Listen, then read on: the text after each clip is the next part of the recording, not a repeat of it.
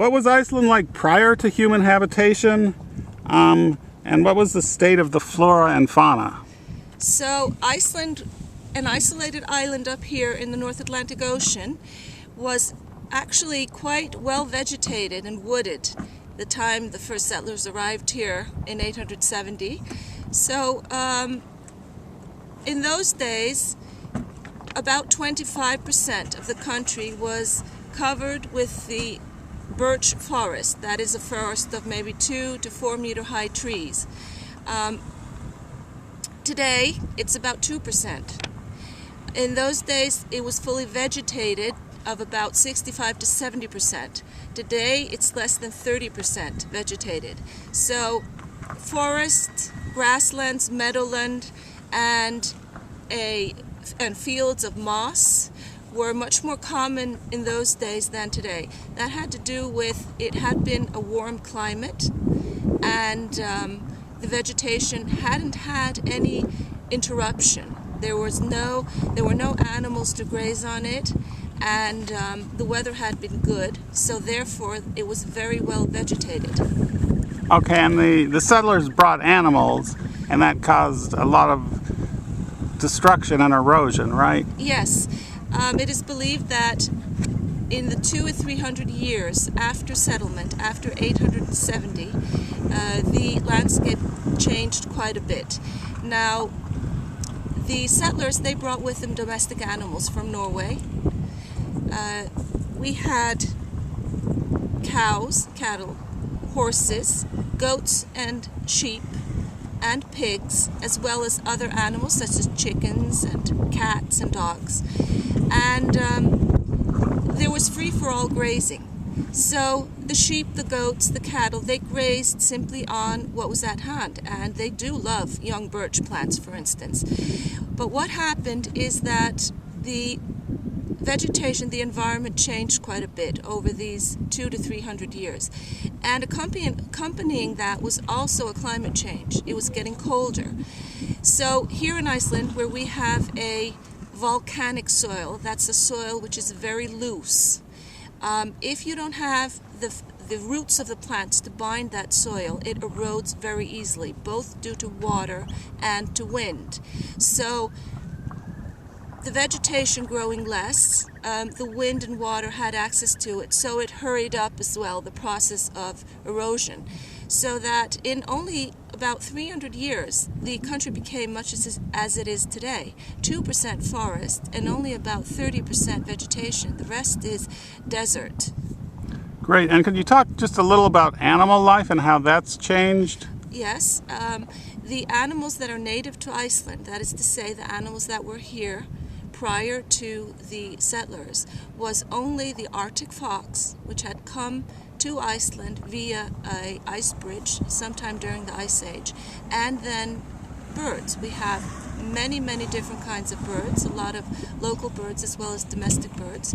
So this changed dramatically. You got all of a sudden animals that grazed, and also with the Vikings came 2 types of mice and eventually also rats. In the 18th and 19th centuries, reindeer were introduced to Iceland as a supplement to some of the farmers, and they are free grazing now in the east of Iceland. And then around the middle of the 20th century, fox farming and mink farming was also tried, and unfortunately some of those animals got into the Icelandic ecosystem, and especially the mink has been bad for the bird life. Okay, so what's the state of the Icelandic ecosystem with all of this erosion and all of this invasive species? What's the state of the ecosystem now, and how are the government and people of Iceland handling it? Well, in the early 20th century, there was a huge awakening towards trying to stop the process of erosion. So many had, of course, at that time been to other neighboring countries and saw what was happening there. And there was a huge thought in trying to stop the erosion. So There have been reforestation and revegetation programs running since the early 20th century, and these involve, for instance, various types of thinking, various processes. So the easiest process, for instance, and actually one of the more successful ones, is simply to limit grazing. Then there has also been sowing of plants that bind the sand in the soil. This has especially been done along the ring road in the south part of Iceland, where the sand was a huge problem with travel and cars. Now, the other is then simply planting trees. The reforestation program run in Iceland, which is a governmental program, it takes on plots of land and reforests them by planting trees. We use native species such as birch and willow kinds, but there's also thought to introducing species which have worked well in other countries, other northerly countries. That goes for Alaska, Canada, and also the Nordic countries. So we have actually introduced here into the Icelandic fauna species such as spruce trees and pine trees and larch trees and different kinds of leaf trees as well, poplar, the asp, and many others. These have worked quite well. Plants that have been introduced to bind the soil are, for instance, the Alaskan lupine. That is a species which is also, it spreads very easily, and it also provides the soil with nitrogen, which is of course important as a nutrient for other plants to come in. So very many areas around Iceland are covered with Alaskan lupine. This is an invasive species also, because since our soil is very missing in many nutrients, the lupine has been a little bit of a controversy about, because it doesn't always leave for other plants to come in. It actually does spread a bit into the Icelandic natural fauna, and being a high plant, it does also tower out lesser species by not providing sunlight for them. So there's a lot of controversy about this.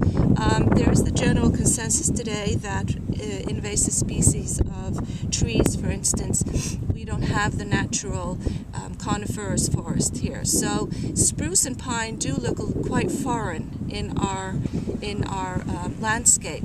So there has been more emphasis in the later years to use Icelandic species to revegetate and reforest.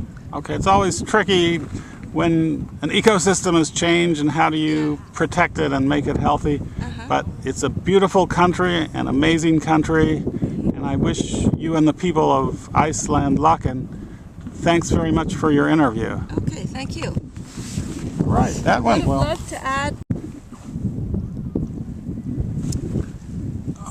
And what's the process of reforestation in your country?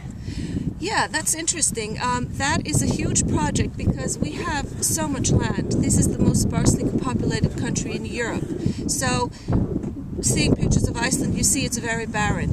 Well, spots are chosen for the purpose. The government has acres and acres of land that they work on.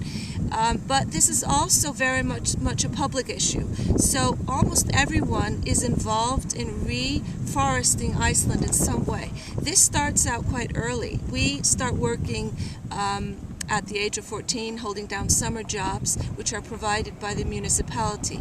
Many of these jobs involve environmental things, such as planting trees.